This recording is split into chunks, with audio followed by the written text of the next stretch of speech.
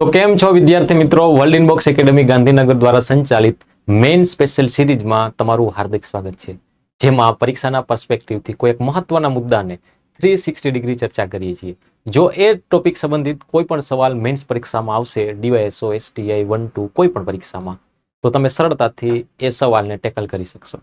એક ખૂબ જ મહત્વનો મુદ્દો એટલે કે ટેરિફ. અમેરિકા દ્વારા ભારત ઉપર જે ટેરિફ વસૂલવામાં આવે છે, આ મુદ્દો છેલ્લા ઘણા સમયથી ખૂબ જ ચર્ચામાં છે. આ મુદ્દાની શરૂઆત થાય છે 7 ઓગસ્ટ. 7 ઓગસ્ટ 2025 ના રોજ અમેરિકા દ્વારા ભારતીય વસ્તુઓ પર 50% ટેરિફ વસૂલવાની શરૂઆત થઈ. એના પછી 27 ઓગસ્ટ 2025 ના રોજ વધારાની 25% ટેરિફ વસૂલવા, એટલે કે આમ ભારતીય વસ્તુઓ પર અમેરિકા દ્વારા 50% ટેરિફ વસૂલવામાં આવે છે. આ ટેરિફ એટલે શું, પહેલા એ સમજી લઈએ. ટેરિફ એટલે કે કોઈ દેશ દ્વારા અન્ય દેશમાંથી જે આયાત કરવામાં આવે, એટલે કે કોઈ દેશ દ્વારા આયાત થતી વસ્તુઓ ઉપર વધારાનો કર લગાવવામાં આવે છે, એને ટેરિફ કહેવામાં આવે છે. જે વધારાનો કર કોના ઉપર લગાવવામાં આવે છે? આયાત પર લગાવવામાં આવે છે, એને જ ટેરિફ કહેવામાં આવે છે. એટલે કે આ છે અમેરિકા, આ છે ભારત, એટલે કે કોઈ અન્ય દેશમાંથી જે આયાત કરીએ છીએ, આયાત આમ તો અન્ય દેશમાંથી જોઈએ છે, એટલે કે આયાત પર જે વધારાનો કર લગાવવામાં આવે છે એને જ ટેરિફ કહેવાય છે. તો ભારતમાંથી જે વસ્તુ અમેરિકામાં જાય છે એના પર અમેરિકન સરકાર 50% ટેરિફ વસૂલે છે. ટેરિફ કોઈ પણ દેશ કેમ વસૂલે છે? ટેરિફથી ફાયદા શું થાય છે? ટેરિફથી નુકસાન શું જાય છે? ટેરિફ અમેરિકા ભારત ઉપર શા માટે લગાવે છે? આનાથી ભારતને શું અસર થશે? આવા અલગ અલગ કોન્ટેક્સમાં, અલગ અલગ એંગલમાં સવાલ બની શકે છે, સવાલના અલગ અલગ ડાયમેન્શન બની શકે છે. આવી સ્થિતિમાં ભારતે શું કરવું જોઈએ? આ બધા જ સવાલોના જવાબ આ ચર્ચામાંથી તમને મળી જશે. આ ચર્ચાના અંતે તમને એક સવાલ આપીશ. જો તમે ચર્ચાને ખૂબ જ શાંતિથી સાંભળીશો, સમજવાનો પ્રયત્ન કરશો, તો એ સવાલનો જવાબ સરળતાથી તમે આપી શકશો. એ જોયું કે ટેરિફ એટલે શું. ટેરિફ પહેલા એક શબ્દ સમજવો પડે, સંરક્ષણવાદ એટલે શું. આપણી પાસે એક શબ્દ છે સંરક્ષણવાદ. સંરક્ષણવાદ જેને ઇંગ્લિશમાં કહેવાય છે પ્રોટેક્શનિઝમ. પ્રોટેક્શનિઝમ શું છે? પ્રોટેક્શનિઝમ, સંરક્ષણવાદ એક એવી આર્થિક નીતિ છે જેનો હેતુ, આ સંરક્ષણવાદ એવી આર્થિક નીતિ છે જેનો હેતુ સ્થાનિક ઉદ્યોગોને વૈશ્વિક સ્પર્ધાથી રક્ષણ આપવાનો છે. સંરક્ષણવાદ એક એવી નીતિ છે કે જેમાં કોઈ પણ દેશ છે પોતાના દેશના સ્થાનિક ઉદ્યોગોને વૈશ્વિક સ્પર્ધાથી રક્ષણ આપે છે. રક્ષણ આપવા માટે, એટલે કે આ માટે આંતરરાષ્ટ્રીય વ્યાપારમાં અવરોધો ઊભા કરે છે. આ સંરક્ષણવાદ છે. હજી નો સમજાણું? ચાલો સમજીએ. સંરક્ષણવાદ છે એના 3 સાધન છે. સંરક્ષણવાદના 3 સાધનો છે. પહેલું સાધન છે ટેરિફ. તો જે ટેરિફની વાત કરી રહ્યા હતા, એ ટેરિફ છે એ પ્રોટેક્શનિઝમ, સંરક્ષણવાદનું એક સાધન છે, એક ટૂલ્સ છે. એના ઉપયોગ દ્વારા કોઈ પણ દેશ સંરક્ષણવાદની નીતિ અપનાવી શકે છે. આ સંરક્ષણવાદની નીતિ છે ઇન્ટરનેશનલ ટ્રેડમાં પોઝિટિવ રીતે નથી કહેવાતી, નેગેટિવ શબ્દ છે કે સંરક્ષણવાદની નીતિ અમેરિકા અપનાવી રહ્યું છે. તો એનો એક સાધન છે ટેરિફ. બીજું સાધન છે ક્વોટા. ત્રીજું સાધન છે સબસિડી. આ બધા જ સાધનો છે એનો ઉપયોગ કરીને કોઈ પણ દેશ છે સંરક્ષણવાદ, ઇન્ટરનેશનલ વ્યાપારમાં સંરક્ષણવાદની નીતિ અપનાવી શકે છે. આનાથી ફાયદો શું થાય છે? આનો હેતુ શું છે? આનો હેતુ છે સ્થાનિક ઉદ્યોગોને રક્ષણ આપવું. તો એ સમજીએ કે સંરક્ષણવાદ કઈ રીતે સ્થાનિક ઉદ્યોગોને રક્ષણ આપે છે. ફોર એક્ઝામ્પલ કે આ છે યુએસએ માંથી કોઈ વસ્તુ ભારતમાં આવે છે, એટલે કે ભારત આ વસ્તુની આયાત કરે છે. આયાત ઉપર આપણે ટેરિફ વસૂલીએ, એટલે કે સંરક્ષણવાદનું એક ટૂલ અપનાવ્યું, એક સંરક્ષણવાદના એક સાધનનો ઉપયોગ કર્યો. અમેરિકામાંથી જે વસ્તુ આયાત થાય છે એના ઉપર ભારતે ખૂબ જ ઊંચી ટેરિફ વસૂલી, ખૂબ જ ઊંચો ટેરિફ વસૂલે છે. આના કારણે શું થશે?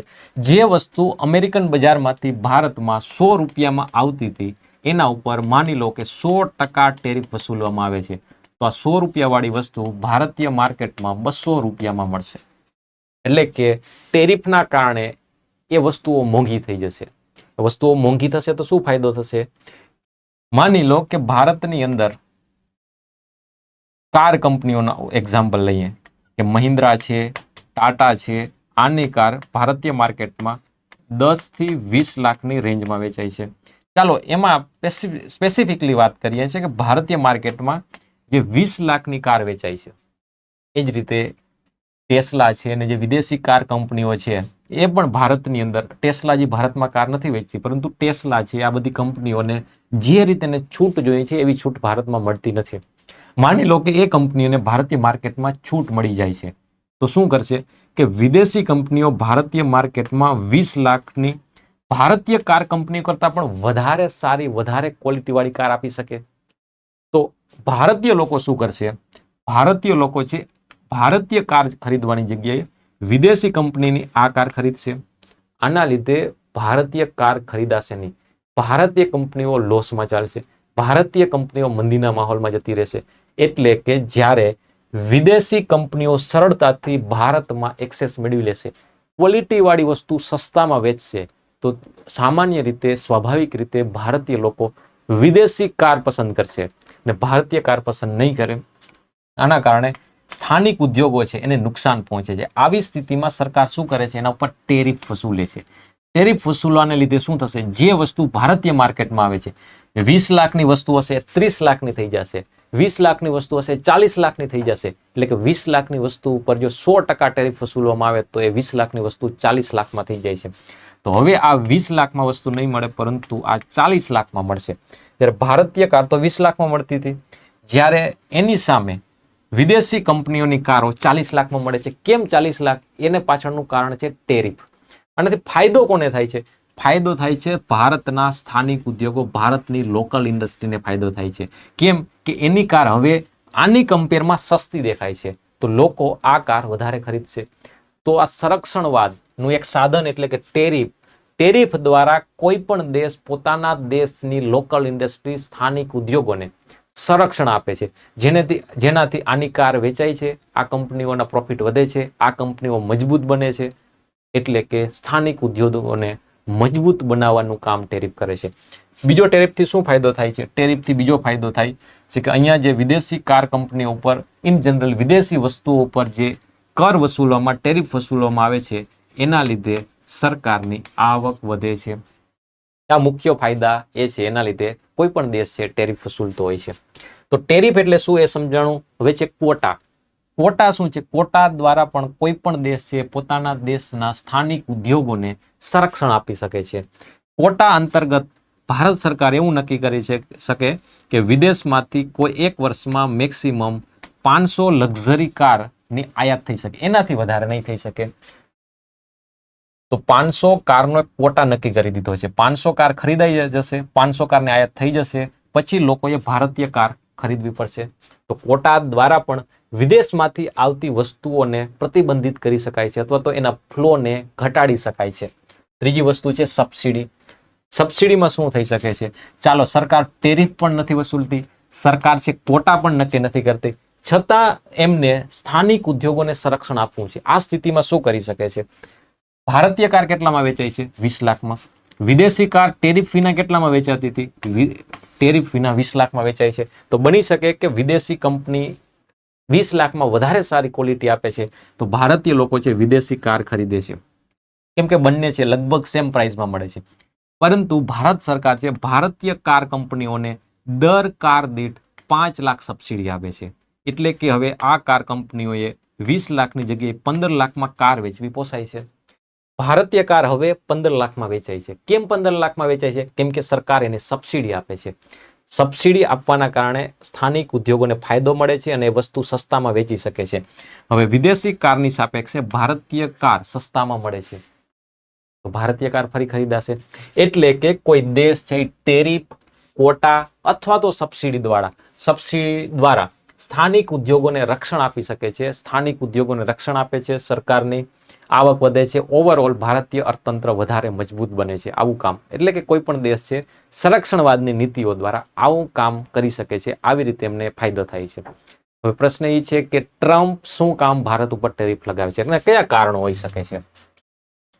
સવાલ આગળ કે યુએસએ દ્વારા ભારત પર શા માટે ટેરિફ લાગુ કર્યો? લાગુ કરવામાં આવ્યો. તો એનું એક કારણ છે Russian oil. Russian oil. Trump પ્રશાસનનું કહેવું એમ છે કે જ્યારે ભારત દ્વારા રશિયામાંથી ઓઇલ ખરીદવામાં આવે છે, રશિયામાંથી ભારત 40 થી 50 બિલિયન ડોલરનું ઓઇલ ખરીદે છે. એના લીધે રશિયાને ફાયદો થાય છે. રશિયાને ફાયદો થાય છે. રશિયા આ રૂપિયા, આ નાણાંનો ઉપયોગ છે યુક્રેન વિરોધની વોરને ફંડ કરવા માટે. એટલે કે રશિયા ઉપર અમેરિકાએ ઘણા બધા પ્રતિબંધો લખાવ્યા જેનાથી રશિયન ઇકોનોમી ભાંગી જાય અને યુક્રેન સાથે યુદ્ધ ના કરી શકે છે. પરંતુ રશિયાને આવી બધી જગ્યાએથી ફંડિંગ મળતું રહે છે, નાણાં મળતું રહે. આપણે 40 બિલિયન ડોલર રશિયાને એમને નથી આપ્યા. આપણે તેલ ખરીદ્યું છે, ઓઇલ ખરીદ્યું છે, બદલામાં 40 બિલિયન ડોલર આપ્યા છે. પરંતુ આનાથી રશિયાને તો ફાયદો થાય છે. એને જ્યારે વિશ્વના બીજા દેશો છે એની પાસેથી વસ્તુ નથી ખરીદતા, એવા સમયે જ્યારે ભારત વસ્તુ ખરીદે છે તો એને ભંડોળ મળી રહે છે. તો અમેરિકાનું કહેવું એમ છે કે ભારત દ્વારા રશિયન ઓઇલ ખરીદવાના લીધે રશિયાને યુદ્ધ માટે ભંડોળ મળી રહે છે, ફંડિંગ મળી રહે છે. એટલે બીજી રીતે કહીએ, અમેરિકાના શબ્દમાં કહીએ કે ભારત છે એ યુક્રેન રશિયા વોરને ફંડ કરે છે. એના કારણે રશિયા છે યુદ્ધ બંધ કરવાનું નામ નથી લેતું. પરંતુ ભારતનું કહેવું એમ છે કે એવું કંઈ નથી. અમને રશિયા છે ડિસ્કાઉન્ટ કિંમતે ઓઇલ આપે છે, એટલા માટે અમે ખરીદીએ છીએ. અમારા દેશનું હિત સર્વોપરી છે. અમારા દેશના લોકોને સસ્તામાં પેટ્રોલિયમ મળે એવી કોઈ પણ જગ્યાએથી અમે પેટ્રોલ ખરીદશું. જો તમને રશિયા યુક્રેન વોરની એટલી જ ચિંતા હોય તો યુરોપના દેશોને એવું કહો કે રશિયા પાસેથી નેચરલ ગેસ ના ખરીદે. કેમ કે ભારત જેટલું રશિયા પાસેથી પેટ્રોલિયમ ખરીદે છે એનાથી અનેક ગણું નેચરલ ગેસ યુરોપ દ્વારા રશિયા પાસેથી ખરીદવામાં આવે છે.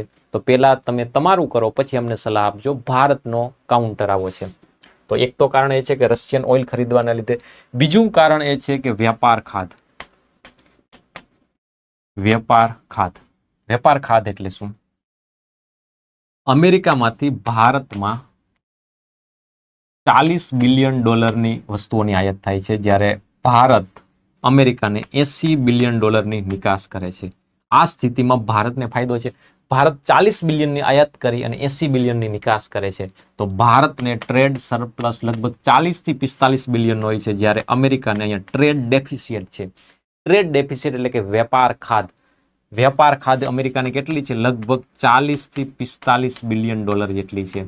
અમેરિકાનું કહેવું એમ છે કે તમે ભારતવાળા 40 બિલિયન નહીં પરંતુ 80 બિલિયનની વસ્તુ ખરીદો, જેનાથી અમારી ટ્રેડ ડેફિસિટ ઘટી જાય છે. ભારત કહે કે અમારે તમારી પાસેથી કોઈ વસ્તુ નથી ખરીદી. ટ્રમ્પનું કહેવું એમ છે કે તમે ટેરિફ ઘટાડો. ઓલરેડી ભારત છે અમેરિકન વસ્તુ પર ઘણો બધો ટેરિફ વસૂલે જ છે.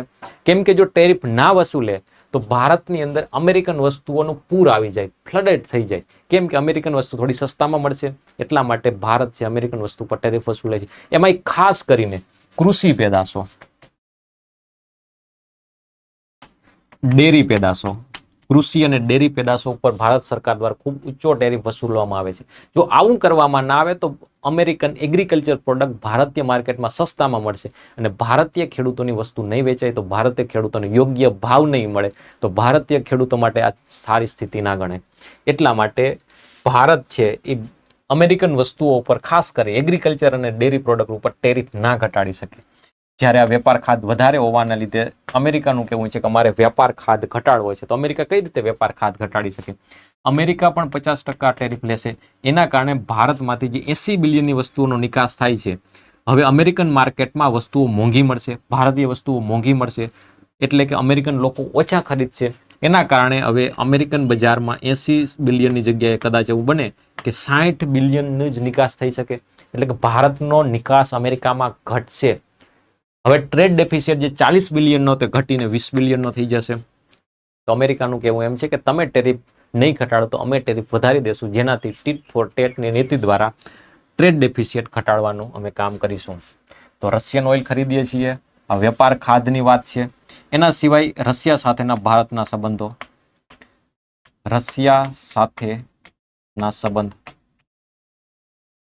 ભારત અને રશિયાના સંબંધો સારા છે. તો અમેરિકા છે એ ભારત ઉપર વધારે ટેરિફ વસૂલી ને ભારત કેમ વસૂલે છે? અમેરિકાનું કહેવું એમ છે કે તમે રશિયા પાસેથી ઓઇલ ખરીદો છો એટલે કે રશિયા સાથેના સંબંધો તોડવા માંગે છે. બીજી રીતે કહીએ તો ટ્રમ્પ દ્વારા, અમેરિકા દ્વારા ટેરિફને એક ડિપ્લોમેટિક ટૂલ તરીકે યુઝ કરવામાં આવે છે. ડિપ્લોમેટિક ટૂલ એટલે કે ભારત ઉપર પ્રેશર બનાવવા માટે કે તમારે રશિયા સાથે કેવા સંબંધો રાખવા જોઈએ. ભારત સીધી રીતે તો માનશે નહીં, એટલા માટે એને ટેરિફ દ્વારા પ્રેશરાઇઝ કરવામાં આવે છે. પ્રેશરાઇઝ કરશે તો ભારતની નિકાસ ઘટશે, તો ભારતના અર્થતંત્રને અસર પહોંચશે. તો ભારત છે બની શકે કે અમેરિકાની વાત માની લે, કંઈ વાંધો નહીં, તમે ટેરિફ ઘટાડી દેજો તો અમે રશિયા સાથે તમે કહેશો એમ કહીશું. એટલે કે ભારત ઉપર પ્રેશર બનાવવા માટે ટેરિફનો એક ડિપ્લોમેટિક ટૂલ તરીકે ઉપયોગ કરે છે. તો કેટલાક કારણો છે કે જેના લીધે કહી શકાય, આવા કારણોને લીધે અમેરિકા દ્વારા ભારત ઉપર ટેરિફ વસૂલવામાં આવે છે. ટેરિફની ભારત ઉપર અસર શું થશે? ભારત પર અસર શું થશે? જ્યારે ટેરિફ વસૂલવામાં આવે છે તો પેલા જે 60-80 બિલિયનની નિકાસ થતી તે નિકાસ ઘટી અને 60 બિલિયનની થઈ જશે. એટલે કે અમેરિકામાં પેલા જેટલી ડિમાન્ડ નહીં રહે. કેમ ડિમાન્ડ નહીં રહે? કેમ કે અમેરિકામાં ભારતીય વસ્તુ હવે થોડી મોંઘી મળશે એટલા માટે.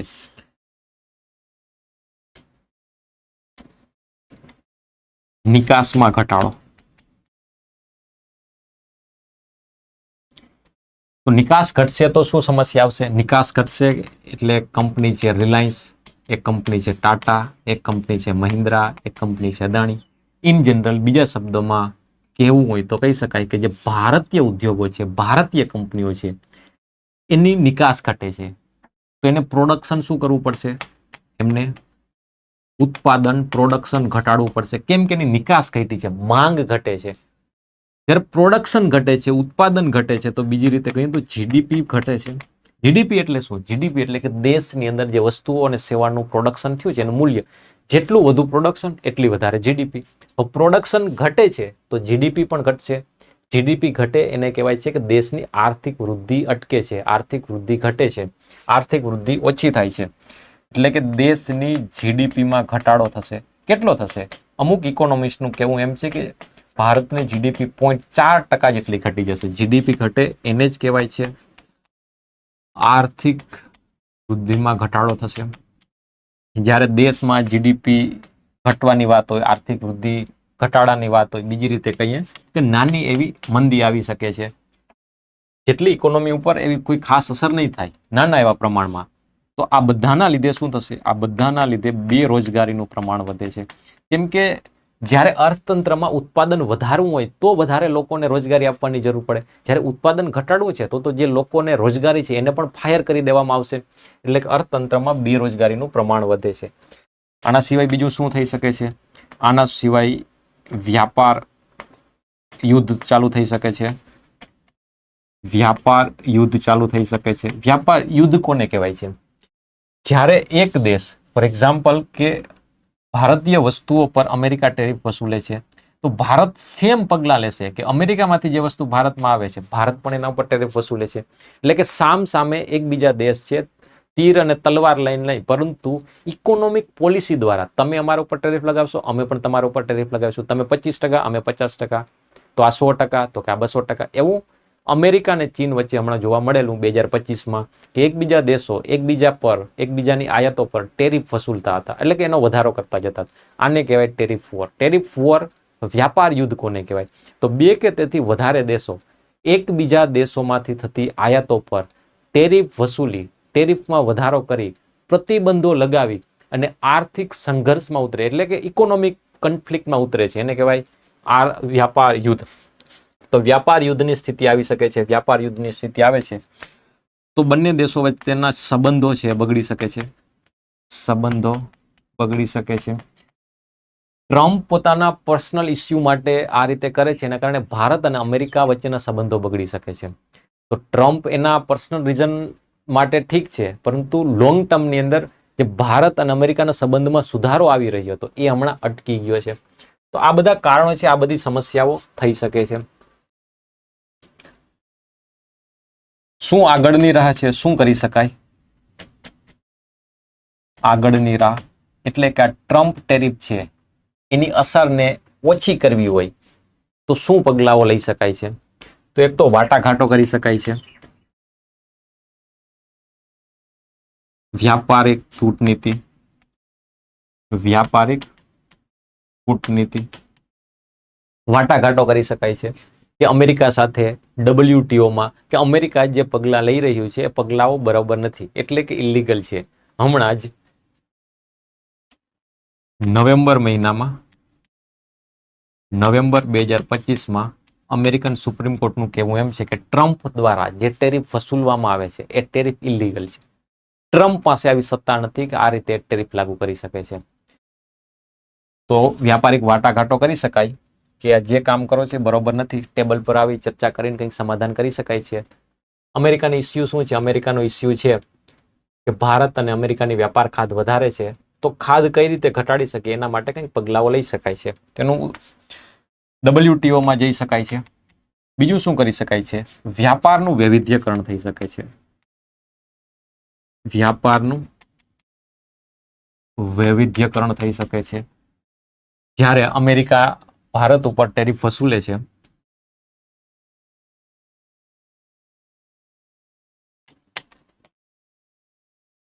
ભારતમાંથી અમેરિકામાં લગભગ 80 બિલિયનની વસ્તુઓની નિકાસ થતી હતી. અમેરિકાના ટેરિફના કારણે બની શકે કે 80 બિલિયનની નિકાસ છે ઘટી 50 બિલિયન થઈ જાય, એટલે કે ભારતમાં 30 બિલિયનની નિકાસ ઘટી જાય છે. તો ભારતે આ વસ્તુ બીજા દેશોમાં મોકલવાની, ક્યાં મોકલવાની? આસિયાન કન્ટ્રીમાં મોકલવાની છે, આફ્રિકામાં મોકલવાની છે, લેટિન અમેરિકામાં મોકલવાની છે. તો ભારતે વિશ્વના બીજા દેશો સાથેના વ્યાપાર સંબંધો સુધારવાના. જે દેશ સાથે 500 મિલિયનનો વ્યાપાર થતો હતો ત્યાં 1000 મિલિયનનો વ્યાપાર થાય, જે દેશ સાથે 4 બિલિયનનો વ્યાપાર થતો હતો ત્યાં 10 બિલિયનનો વ્યાપાર થાય. એટલે કે દરેક દેશો સાથે વ્યાપાર સંબંધો સુધારી વધુને વધુ વસ્તુઓ વધુમાં વધુ દેશો સાથે મોકલી શકીએ, વધુમાં વધુ દેશોમાં મોકલી શકીએ એવી નીતિઓ અપનાવી જોઈએ. આપણે માત્ર અમેરિકા અને યુરોપિયન યુનિયન, યુરોપના દેશો પર જે નિર્ભરતા વધી રહી છે એ નિર્ભરતા ઘટાડવી પણ જોઈએ. ચાલો વાંધો નહીં, આ તો ટેરિફ લાગેલી છે આ સ્થિતિમાં આપણે વાત કરી છે, પરંતુ ઇન જનરલ કોઈ દેશો ઉપર ભારતની વધુ પડતી નિર્ભરતા સારી બાબત નથી. વિશ્વના તમામ દેશો સાથે ભારતે વ્યાપાર સંબંધો સુધારી વધુમાં વધુ દેશોમાં મોકલવા પર પ્રયત્ન કરવો જોઈએ. તો ભારત માટે એક ઓપોર્ચ્યુનિટી છે કે ભારતે તેના વ્યાપાર સંબંધો સુધારવા જોઈએ. સ્થાનિક ઉપભોગ ઉપર ભાર. આ 30 બિલિયન છે એ અલગ અલગ દેશોમાં મોકલીએ છીએ, સારી બાબત છે, જેનાથી ભારતનો નિકાસ વધવાનો છે. પરંતુ ભારત એવું પણ કંઈ કરી શકે નથી કે આ 30 બિલિયનની જે વસ્તુઓનું ઉત્પાદન શું છે એ ભારતની અંદર જ એનું કન્ઝપ્શન થઈ જાય, ભારતના લોકો જ એને ખરીદી લે, ભારતના લોકો એને ખરીદશે તો ભારતના લોકોનું જીવન સ્ટાન્ડર્ડ વધે છે, એ પણ થશે. પરંતુ ભારતના લોકો ખરીદી કઈ રીતે શકશે? એની પાસે એટલી આવક, એની પાસે એટલી ધન સમૃદ્ધિ હોય તો પહેલા જ ખરીદી લેવાના હતા. તો શું થઈ શકે? તો થઈ શકે કે આ વસ્તુઓ છે એને થોડીક સસ્તી કરી દેવી જોઈએ. એના માટે સરકારે GST સ્લેબમાં બદલાવ કરેલો છે. પહેલા 5%, 12%, 18% અને 28% સ્લેબ હતા, એ ઘટી અને 5% અને 18% થઈ ગયા છે. એટલે કે 28% વાળો સ્લેબ કાઢી એની જગ્યાએ એ વસ્તુઓ ઉપર 18% ટેક્સ લાગે છે. બીજી રીતે કહીએ તો જે વસ્તુ 100 રૂપિયામાં પહેલા મળતી હતી એમાં 28% GST હતો, એ વસ્તુ 128ની હતી. હવે એ 100 રૂપિયાની વસ્તુ પર 18% ટેક્સ લાગે છે તો એ વસ્તુ 118માં મળે છે. 128 વાળી વસ્તુ 118માં મળે છે. એટલે કહેવાનો અર્થ એ છે કે ભારતની અંદર જે વસ્તુઓ હતી થોડી સસ્તી થઈ ગઈ છે. એના લીધે હવે વધુ લોકો એનું કન્ઝપ્શન કરશે, વધુ લોકોનો ખરીદશે. તો શું કર્યું? સ્થાનિક ઉપભોગ, સ્થાનિક ઉપયોગ જ વધી જાય, જેનાથી કદાચ અમેરિકામાં 10-20 બિલિયનનો ટેરિફ નિકાસ છે ઘટશે, તો પણ ભારતમાં જો 20-30 બિલિયનનું કન્ઝપ્શન વધી જશે તો ભારતીય ઉદ્યોગોને એનાથી નુકસાન, ભારતીય અર્થતંત્રને એનાથી નુકસાન નહીં જાય. તો વ્યાપારનું વૈવિધ્યકરણ કરી અને નિકાસ વધે એના માટે પણ પગલાં લેવાના છે. સાથે સાથે સ્થાનિક એટલે કે ભારતની અંદર જ ભારતીય લોકો જ એનું કન્ઝપ્શન વધારે દે એના માટે પણ પગલાં લેવા જોઈએ. આના સિવાય શું કરવું જોઈએ? આના સિવાય ભારતે IT ઇન્ડસ્ટ્રી ઉપર ભાર આપવો જોઈએ. IT ઇન્ડસ્ટ્રી છે ભારતની એક શું કહેવાય સ્ટ્રેન્થ કહેવાય છે. તો આઈટી ઇન્ડસ્ટ્રીનો નિકાસ વધશે તો પણ ભારતને જે આ નિકાસ ઘટવાનીથી ઇસ્યુ આવવાનું છે એને બેલેન્સ કરી શકીશું. ભારતે એમએસએમઈને પ્રોત્સાહિત કરવી જોઈએ. ભારતની અંદર 5 થી 6 કરોડ એમએસએમઈ ઇન્ડસ્ટ્રી છે. તો એમએસએમઈ ઇન્ડસ્ટ્રી છે એને પ્રોત્સાહન આપવું છે, એને તાલીમ આપવી જોઈએ, એને ટેકનોલોજી અપગ્રેડેશન માટે કામ કરવું જોઈએ. એટલે કે આ જે નાના નાના ઉદ્યોગો છે એ વધારે સારી ટેકનોલોજીથી વધારે સારી રીતે કામ કરશે. તો આ જ એમએસએમઈ છે નિકાસમાં પણ કામ આવે છે. આ જ એમએસએમઈ છે ભારતની અંદર પણ વસ્તુઓ વેચે છે. આ જ એમએસએમઈ છે મોટી મોટી કંપનીઓને રો મટીરિયલ, સ્પેર પાર્ટ એ રીતે પણ પૂરું પાડે છે.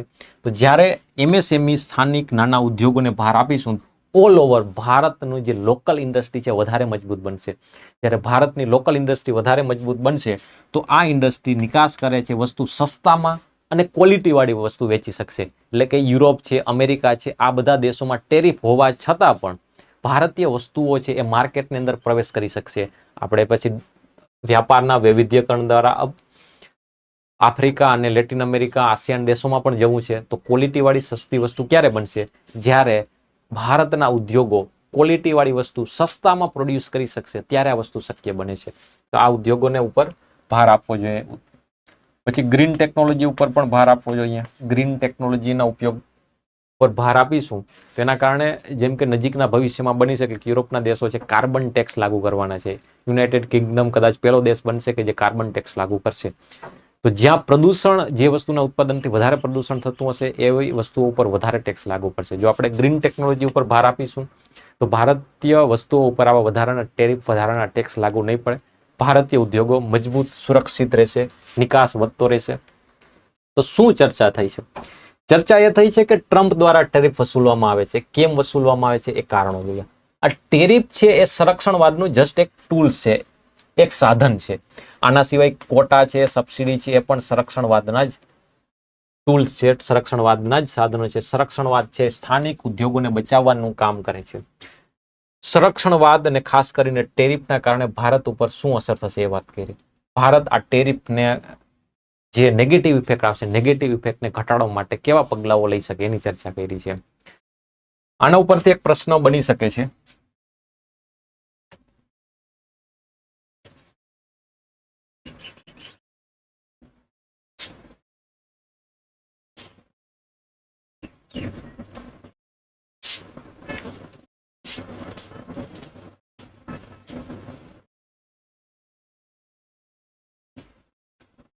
પ્રશ્ન બને છે કે યુએસ દ્વારા ભારત પર ટેરિફ લાગુ કરવાના કારણો જણાવી ભારતની અર્થવ્યવસ્થા અને વેપાર સંબંધો પર સંભવિત અસરોનું વિશ્લેષણ કરો. આ સવાલનો જવાબ તમે 7575061818 વોટ્સએપ પર લખીને મોકલી આપશો તો આ જવાબને ચેક કરી આપવામાં આવશે. આ મુદ્દાને ખૂબ જ વિસ્તારથી સમજી લીધો છે. જવાબ લખશો, પ્રેક્ટિસ થઈ જશે, મોકલી આપશો, ચેક થઈ જશે. ફરી કોઈ અવનવા મુદ્દા સાથે મળીશું. ત્યાં સુધી મને આપો રજા.